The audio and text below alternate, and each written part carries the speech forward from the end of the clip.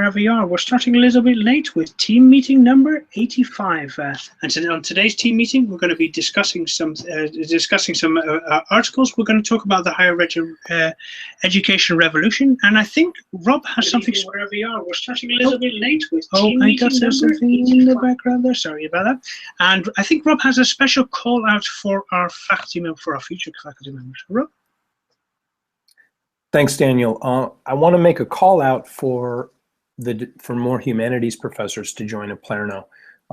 We've been redoing our catalog and our onboarding with faculty, and also creating a different system for signing on students and web pages connected with the classes. And I've been looking through and doing sort of an audit of the classes, and what we're finding is that we really need a whole lot more humanities courses, and that means things in writing, cultural studies, critical thinking, English, any courses in literature with any of the world's languages. We'd love to have them, because we definitely need more of the humanities courses, and those offerings are really, really popular and important to to develop. So if you're a professor already with Oplerno, or you are thinking about joining us, we would really like you to take a look at our faculty contract, what we have to offer, and also put in a proposal for a specialized course. We think that the specialized courses are going to be a lot more popular than some of the general courses that are out there. And write it up and send it to me at skiff@oplerno.com, and I will get back to you and set up a meeting, and we'll talk about that class and developing it. So that's sort of the call for humanities. We're going to be having a big meeting next week for our team meeting, where we're going to be updating people on a lot of the stuff that we've been working on, and also courses and institutions that we're talking with. And also it's a chance for you guys to get your questions answered about Oplerno, and to take a look back at the past year. So we're looking forward to that, and let's move on to the next topic.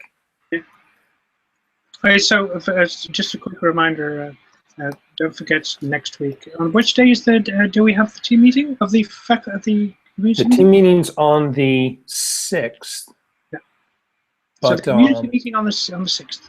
Yeah. All right. Let's go back to let's go back to the article for discussion. Let me pull that up.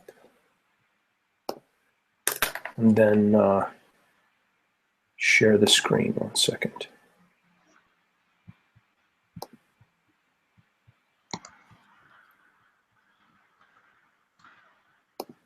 And if you're looking for we're going to post the links to below so you can see the screen. Yeah.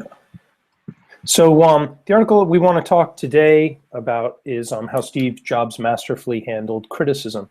And as you all know, Steve Jobs was president of Apple and a real innovator, but he was also a person who took a lot of chances, and also not only had successes but failures.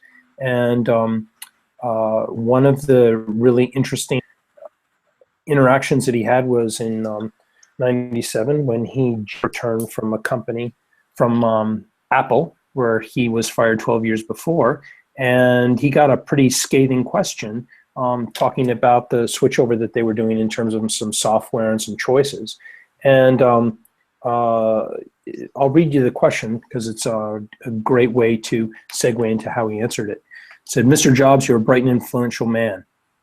It's sad and clear that on several counts you've discussed that you don't know what you're talking about. I would like, for example, for you to express in clear terms how, say, Java and any of its incarnations addresses the ideas embodied in OpenDoc. And when you're finished with that, perhaps you can tell us what you personally have been doing for the last 7 years." Well, the audience, when they got that question, you could hear a pin drop, and Jobs, instead of reacting in an emotional fashion, started to, he took a second and he said, what the gentleman's saying is a correct critique, and that what he needed to do, what Jobs needed to do, was make sure that all the parts of Apple were working towards the vision that he had set out, and that while mistakes were going to happen, the important thing was to move forward and get things working properly and make sure that the mission of Apple was followed through with and followed. And what I really liked about this is that as we're going through and we're innovating, and as we're dealing with different institutions and faculty members and such, and in the startup mode, I do make mistakes like we all do, and our team does. And what we do is we very much keep in our minds the mission of what Oplerno is doing and moving forward with that. We'll show the link to it. If you're ever in a position where you've got to do something innovative or lead a team, you're always going to face a fair amount of criticism. And what you've got to do is really listen to what the critique is, and then see what's correct about it, but also how you can explain moving forward with the vision and the mission of your institution and your team. So take a look at the article. It's in Time Magazine, and of course we'll put a link to it in our a link at the bottom of the page. Yeah, and if you click here at the top, you can view the video. Yep, and it's a really good one. All right, so that's our article. I really like that. I actually really like that video. I liked also the way that he took the criticism. I mean, I expect Steve Jobs, of course. Everybody knows that he'll. And I know we don't bleep things, so he says awful things about people, really, really, really profane, horrid things to people straight in their face. I mean, we like him for that, but he does say hard things. So, but I just thought the tact and the beauty of the representing, taking full blame for everything that he had done, was doing wrong, and accepting responsibility for not being able to please everybody. I mean, it's not almost impossible to please everybody, of course. No, it is impossible. So, absolutely brilliant, and it was something of a remarkable response that I never actually expected from Steve Jobs. I thought he was going to really go in there. Yeah. Yep, I thought he was really going to eviscerate the guy, but he didn't. He really listened to what the person had to say. Yeah, but this was even better because it was a quiet, good response. Yeah. Okay, Daniel, you want to talk a little bit about Higher Ed Revolution and last week's articles that you put? Yeah. The Higher Ed Revolution. I don't know what to say about it. I'm getting. Yeah, we're getting some really great submissions from. We got a great submission from. I think it was from one of the Boston University pieces. I don't know.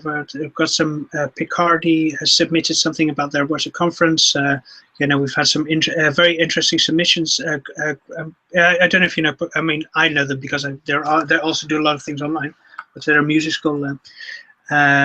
Or an online music school. We're getting some great submissions, and also from people who are, say, education consultants and educators themselves, whether it's adjunct professors or professors. And we're now up to almost 700 followers on there. You've built an amazing. That is an amazing publication. It comes out Fridays, and really. Go on to it and subscribe, and it's a great curated list of articles that Daniel puts together, it's awesome. So kudos to you. You're really getting the word out. Yeah, and I can tell you, I'm looking at my inbox for Higher Ed Revolution, and I'm getting I've some brilliant things that are coming up as well.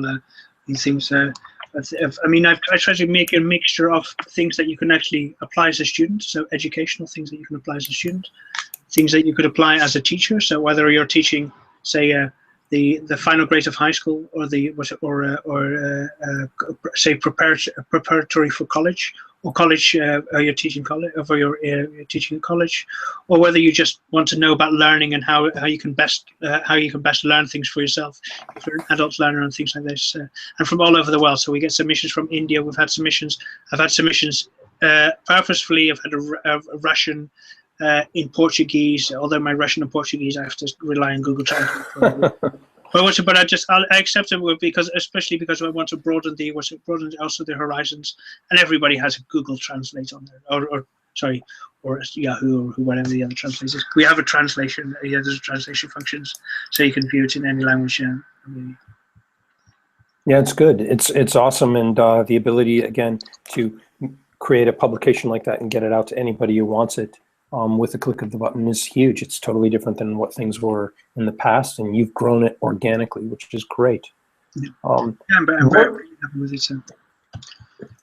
So what are we up to this week? We're spending a lot of time, again, doing onboarding of the faculty, dealing with different faculty issues. Also doing, checking out our new things we're doing with the course catalog and signups and such like that, which we will talk about at the next team meeting. So this is a short one, but realize that next week we'll have a whole lot more. I'm also in the middle, personally, of getting together my final presentation for the dissertation, which is great. I'm so excited. Next Friday at 11 a.m. in Waterman Building at UVM's campus in the Memorial Lounge. If you're there, show up and you can see the defense of challenges in building an open learning organization, which is the title of the dissertation. And it's a lot about Oplerno and about graduate school and how to improve the systems and the performance there. So we'll see you. Daniel, do you have anything you want to say in terms of stuff technically or updates that people may need to know about? No, I just want to make sure that everybody remembers that on the 7th, not the 6th, on the 7th of December, we have the community meeting, and I think it's going to start around about 4:30 Central European Time, which is 10:30 Eastern Standard Time. Yep, we may switch the time to a half hour or an hour later, but we'll let you know probably by Wednesday. So anyway, we'll talk later, and thank you very much for joining us, and we'll see you next week. Yeah, see you online. Bye bye.